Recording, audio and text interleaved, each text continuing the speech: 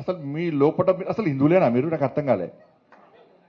మీ లోపల హిందూ రక్తం ప్రవహిస్తుందా? ఇవాళ సర్క్యులర్ చూసినా ఇవాళ ఇజ్జత్ పోతే సర్క్యులర్ చూస్తే ఇవాళ ఇప్పుడే ఇచ్చింది, ఇప్పుడు ఇంత సాయంత్రం ఇచ్చి సర్క్యులర్ ఇచ్చావు. ఏమి ఇచ్చింది తెలుసా సర్క్యులర్? రంజాన్ టైంలో అంటే సాయంత్రం 4 గంటల తర్వాత పోచట వాళ్ళు.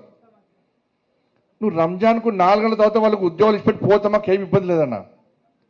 కానీ నా అయ్యప్ప ఏం పాపం చేసిండు? అయ్యప్ప స్వాములు ఏం పాపం చేసిండన్నా? నా అయ్యప్ప ఏం పాపం చేసిండన్నా? మధ్యాహ్నం దీక్ష తీసుకొని అయ్యప్ప మాల తీసుకొని మధ్యాహ్నం ఆఫీస్కి పోతే టిఫిన్ బాక్స్లో పోయి తినరాదు, అప్పుడప్పుడు వంట వేసుకొని మడితో తినాల్సి వస్తుంది. అవునా కదా? ఇలా ఈ ఉద్యోగస్తులు, ఉపాధ్యాయులు, ప్రైవేట్ ఉద్యోగులు కూడా అయ్యప్ప దీక్ష తీసుకొని ఉద్యోగానికి పోతే మధ్యాహ్నం పోదామంటే ఎవరు ఎప్పుడు తనిఖీ చేస్తారో, ఎప్పుడు సస్పెండ్ చేస్తారో ఒక భయానక వాతావరణంలో ఉద్యోగస్తులు, అయ్యప్ప దీక్ష చేసుకున్న ఉద్యోగస్తులు భయపడే పరిస్థితి వాళ్ళ తెలంగాణ రాష్ట్రంలో ఉంది.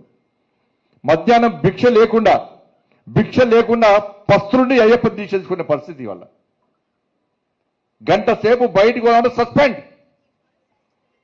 మరి ఏ పాపం చేసిన అయ్యప్ప? ఆంజనేయ స్వామి దీక్ష చేసుకుంటే మాల ధరిస్తే వాళ్ళకు ఎగ్జామ్షన్ ఏం లేదు, భవానీ దీక్ష చేసుకుంటే వాళ్ళకు ఏం లేదు, శివమాల ఇప్పుడు శివరాత్రి వస్తుంది, శివమాల చేస్తే వాళ్ళకి ఎగ్జామ్షన్ లేదు. మరి సర్కిల్ ఒక్కరికైనా అంటే హిందువుల పరిస్థితి తెలంగాణ రాష్ట్రంలో బిడ్డ బతికేది వాళ్ళ హిందువుల పరిస్థితి.